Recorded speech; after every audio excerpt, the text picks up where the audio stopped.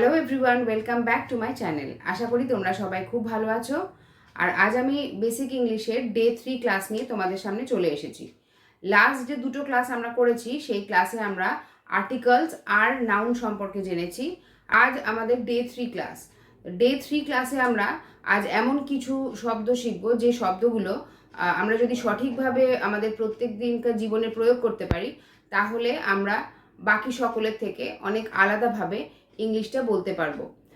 তো আশা করব যে এই ভিডিওটা তোমাদের সবার খুব ভালো লাগবে। আমরা সবাই কিন্তু চাই জীবনে ইউনিক কিছু করতে, যাতে আমরা বাকি সকলের থেকে আলাদা হতে পারি। তো চলো তাহলে আজকের ক্লাসটা আমি শুরু করছি, আর খুব মন দিয়ে এই শব্দগুলোর প্রয়োগ তোমরা দেখো। তো আজকের ক্লাসে আমরা কিছু ফ্রেজ বা শব্দগুচ্ছকে সঠিকভাবে ব্যবহার করার নিয়ম শিখব, আর এইভাবে আমরা 10টা সেন্টেন্স আজকে শিখে নেব। তো আমি চাইবো যে তোমরা সবাই খাতার মধ্যে এই সেন্টেন্সগুলোকে লিখে রাখো, আর তোমাদের দৈনন্দিন কথাবার্তায় এগুলোকে অ্যাপ্লাই করতে পারবে। In no time. In no time এই কথার অর্থ হলো খুব তাড়াতাড়ি বা দেরি না করে, খুব তাড়াতাড়ি।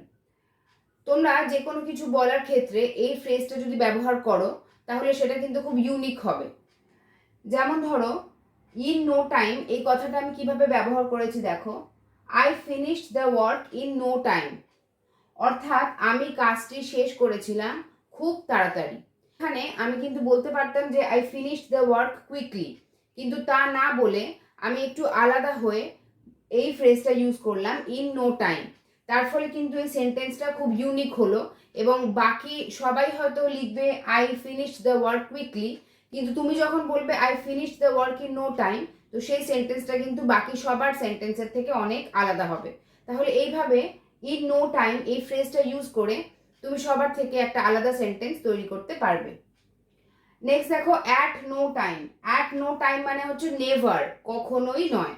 অ্যাট নো টাইম, দেখো এখানে আমি কিভাবে এটা অ্যাপ্লাই করেছি।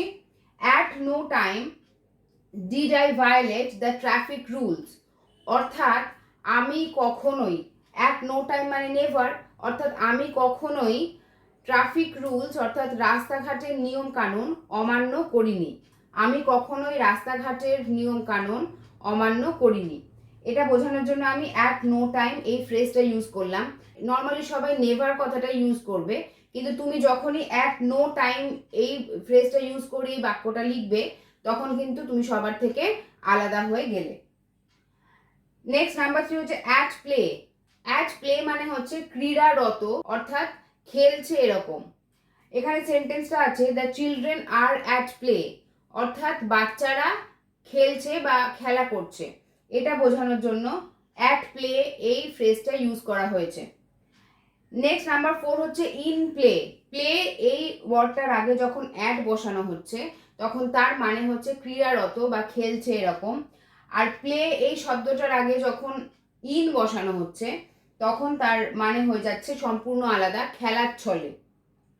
অর্থাৎ এখানে সেন্টেন্সটা কি আছে দেখো, I said this in play, অর্থাৎ আমি খেলার ছলে কথাটি বলেছিলাম। অর্থাৎ খেলার ছলে কিছু কাজ করা যখন বোঝাবে তখন তোমরা ইন প্লে এই ফ্রেজটা ইউজ করবে। Next number 5, am to go, অর্থাৎ যাওয়া ঠিক হয়েছে।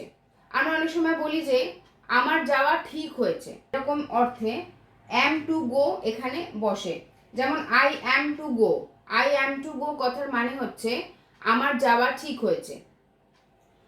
নেক্সট নাম্বার 6 দেখো, হ্যাভ টু গো। যখনই হ্যাভ দিয়ে বলা হচ্ছে তার মানে জোর দিয়ে বলা হচ্ছে, অর্থাৎ আমাকে যেতে হবে বা আমি যেতে বাধ্য। আই হ্যাভ টু গো, আমাকে যেতেই হবে। তাহলে আই অ্যাম টু গো অর্থাৎ আমার যাওয়া ঠিক হয়েছে, আর আই হ্যাভ টু গো অর্থাৎ আমাকে যেতেই হবে। এই দুটোর মধ্যে সূক্ষ্ম তফাৎটা তোমরা নিশ্চয়ই বুঝতে পারলে। নেক্সট নাম্বার 7 হচ্ছে ডিসকভার। ডিসকভার মানে আবিষ্কার করা। এখানে ডিসকভার এর কথার অর্থ হচ্ছে পূর্বে ছিল কিন্তু কেউ জানতো না এমন জিনিস আবিষ্কার করাকে বলা হয় ডিসকভার। অর্থাৎ আগে ছিল কিন্তু কেউ জানতো না এরকম কোনো জিনিস যখন আবিষ্কার করা হয় তাকে বলা হয় ডিসকভার। যেমন কলম্বাস ডিসকভার্ড আমেরিকা, অর্থাৎ কলম্বাস আমেরিকা আবিষ্কার করেছিলেন। আমেরিকা আগে থেকেই ছিল, সেটা আবিষ্কার করা হয়নি, কলম্বাস সেইটাকে প্রথম আবিষ্কার করেছিলেন, সেই কারণে এখানে কলম্বাস ডিসকভার্ড আমেরিকা হয়েছে। কিন্তু ঠিক সেভাবেই দেখো ইনভেন্ট, ইনভেন্ট মানেও কিন্তু আবিষ্কার করা, অর্থাৎ ডিসকভার মানেও আবিষ্কার করা, ইনভেন্ট মানেও আবিষ্কার করা। কিন্তু কোন আবিষ্কারটা কোন ক্ষেত্রে অ্যাপ্লাই করতে হবে সেটা আমাদের জেনে রাখতে হবে। ইনভেন্টের ক্ষেত্রে, ইনভেন্টের মানে হচ্ছে সম্পূর্ণ নতুন জিনিস আবিষ্কার করা। এখানে এক্সাম্পল দেখো, Galileo invented the telescope. Galileo telescope আবিষ্কার করেছিলেন। এখানে টেলিস্কোপটা একটা সম্পূর্ণ নতুন আবিষ্কার, আগে থেকে কিন্তু এই টেলিস্কোপের অস্তিত্ব ছিল না। যেহেতু গ্যালিলিও টেলিস্কোপ নতুন আবিষ্কার করেছিলেন, সেই কারণে এখানে গ্যালিলিও ইনভেন্টেড দ্য টেলিস্কোপ। এখানে আমি যদি লিখি গ্যালিলিও ডিসকভার্ড দ্য টেলিস্কোপ, তাহলে কিন্তু পুরো ভুল উত্তর হবে। Galileo invented the telescope. যে কোনো বৈজ্ঞানিক আবিষ্কারই কিন্তু ইনভেন্ট হবে, কারণ বৈজ্ঞানিক আবিষ্কারগুলো আগে থেকে তার অস্তিত্ব থাকে না, বিজ্ঞানীরা গবেষণার মাধ্যমে সেই জিনিসটা আবিষ্কার করে থাকেন। সেই কারণে যে কোনো বৈজ্ঞানিক আবিষ্কারকে আমরা ইনভেন্ট বলবো। তাহলে এই ডিসকভার আর ইনভেন্টের পার্থক্যটা তোমরা বুঝতে পারলে।